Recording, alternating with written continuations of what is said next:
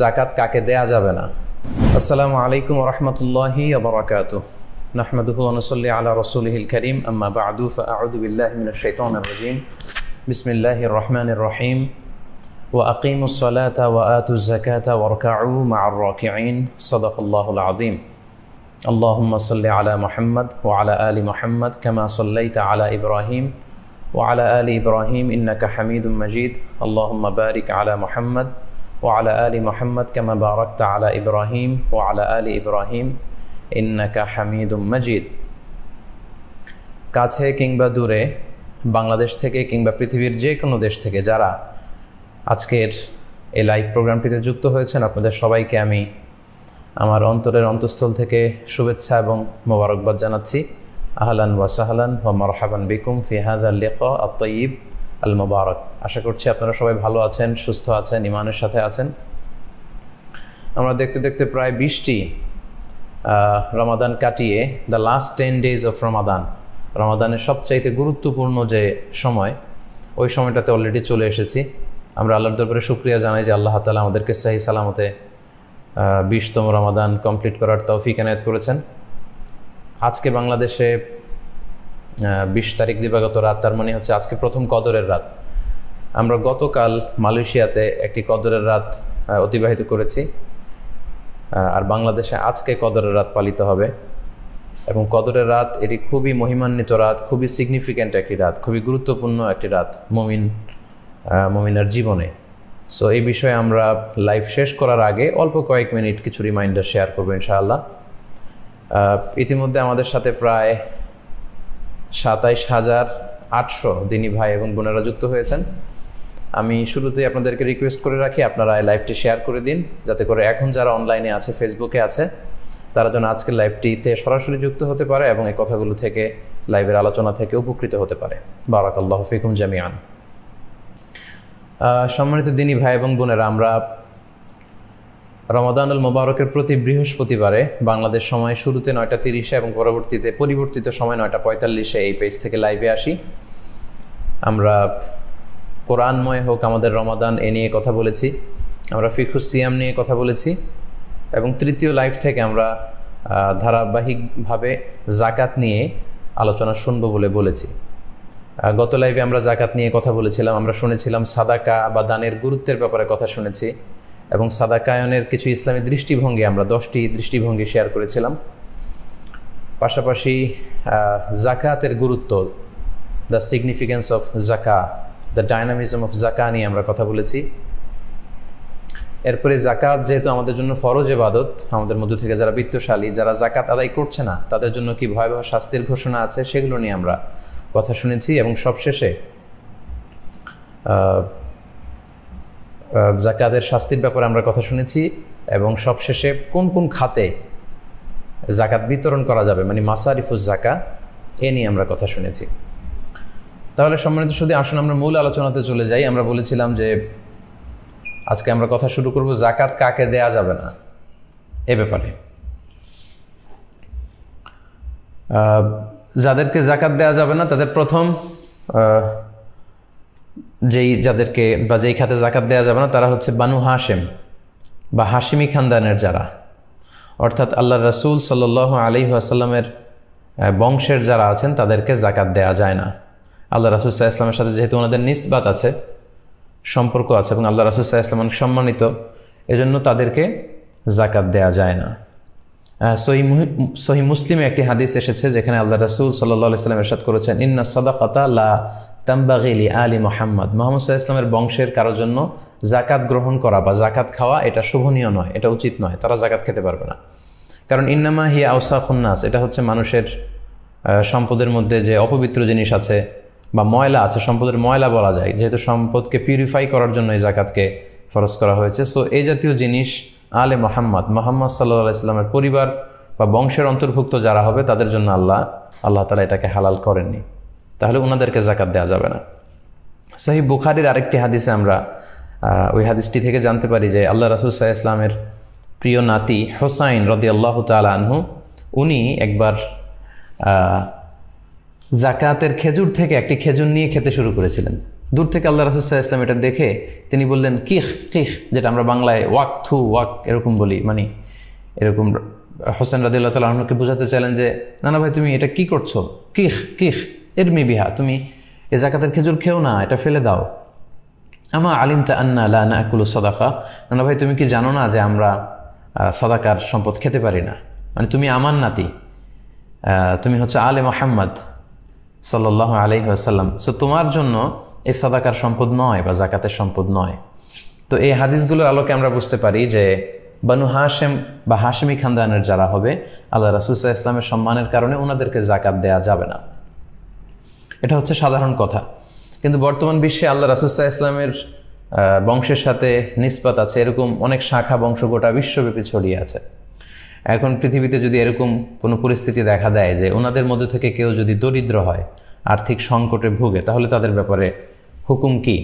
সেক্ষেত্রে স্কলাররা যে মতামত পেশ করেছেন ফোকাহারা, সেটা হচ্ছে আল্লাহ রাসূল সাল্লাল্লাহু আলাইহি ওয়াসাল্লামের সময়ে জেহাদ থেকে যেই গানিমাত বা যে সম্পদ পাওয়া যেত, এটা আল্লাহ রাসূল সাল্লাল্লাহু আলাইহি ওয়াসাল্লাম এবং ওনার বংশধরদের জন্য নির্ধারিত ছিল, খুমুস নির্ধারিত ছিল, 5 ভাগের 1 ভাগ।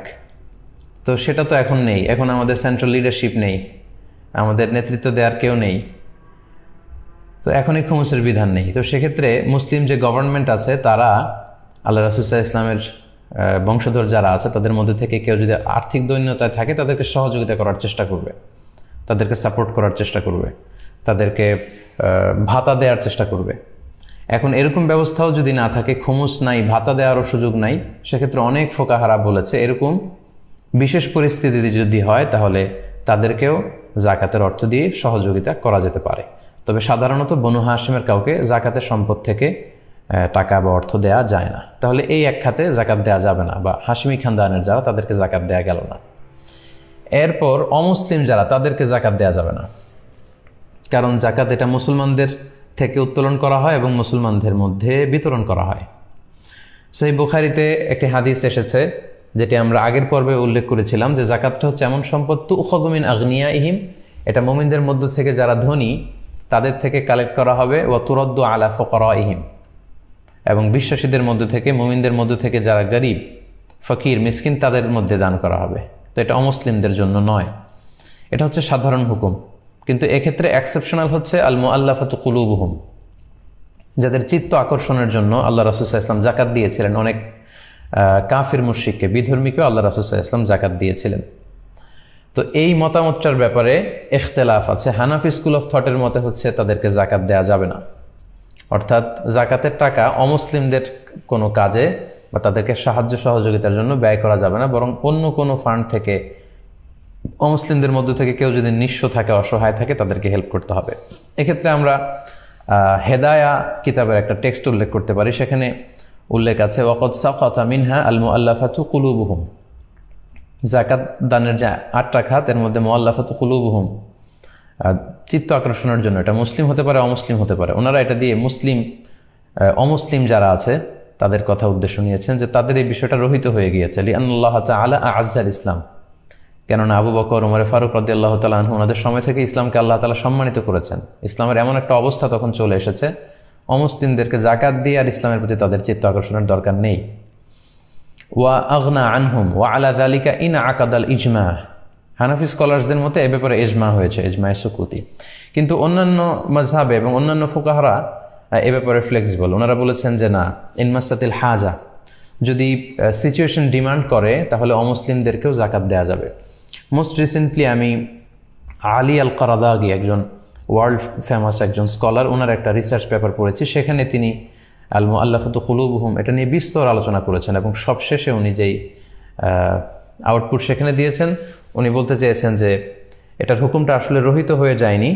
কিছু কিছু স্কলাররা মনে করেন যে ইসলাম খুব শক্তিশালী পর্যায়ে চলে যাওয়ার কারণে এই খাতটা নেই, কিন্তু উনি মনে করেন যে বর্তমান এই পরিস্থিতিতে এই খাতটা এখনও আছে এবং অমুসলিমদের মধ্য থেকে হিন্দু, বৌদ্ধ, খ্রিস্টান, মুশরিক, নাস্তিক এরাও যদি বিপদে পড়ে যাকাতের টাকা দিয়ে ওই তহবিল থেকে তাদেরকে দান করা যাবে। উনি সহ আরও বর্তমান অনেক স্কলারের ব্যাপারে মতামত দিয়েছেন।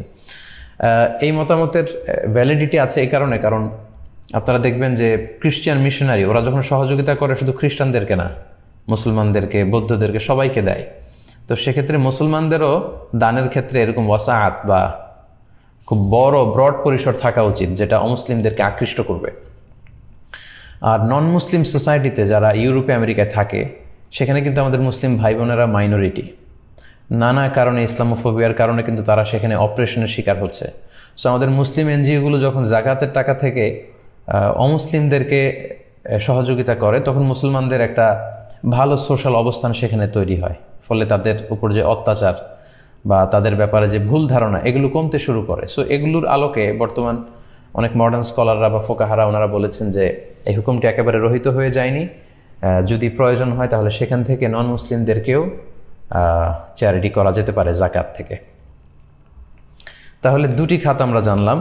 3 নাম্বার হচ্ছে কোনো ধনী বা স্বাবলম্বী লোককে জাকাত দেওয়া যাবে না। এটা তো সিম্পলি আমাদের আকল খাটিয়ে আমরা বুঝতে পারি যে জাকাত হচ্ছে গরিবদের হক। এটা ধনীরা কেন পাবে, স্বাবলম্বীরা কেন পাবে? তাদেরকে, ধনীদের জন্য এটা নয়, এটা গরিবদের জন্য। তবে এই ক্ষেত্রে কয়েকটা এক্সেপশন আছে, যেমন আমিলিনা আলাইহা। আমরা গত পর্বে বলেছিলাম যে যারা জাকাত ফাউন্ডেশনে জব করবে বা ইসলামিক জাকাত বোর্ডে যারা চাকরি করবে, তাদের স্যালারিটা জাকাত থেকে দেয়া যাবে, যদিও তারা পার্সোনালি ধনী হয়।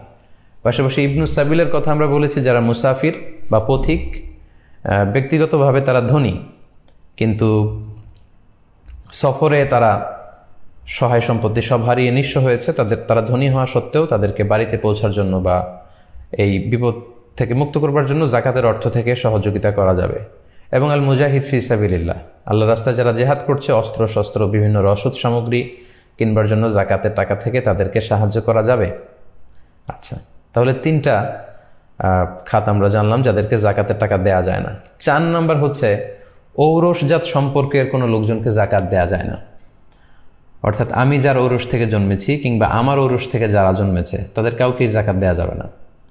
যেমন আমি জন্মেছি আমার বাবার ঔরস থেকে, বাবা মার মাধ্যমে পৃথিবীতে এসেছি, তাহলে বাবা এবং মাকে জাকাত দেওয়া যাবে না। তার উপরে যদি যাই, দাদা দাদি, এদেরকে দেওয়া যাবে না। দাদা দাদা, এদেরকে দেওয়া যাবে না। ওয়াইন আলা, যত উপরে যাওয়া যায়, এদেরকে জাকাত দেওয়া যাবে না।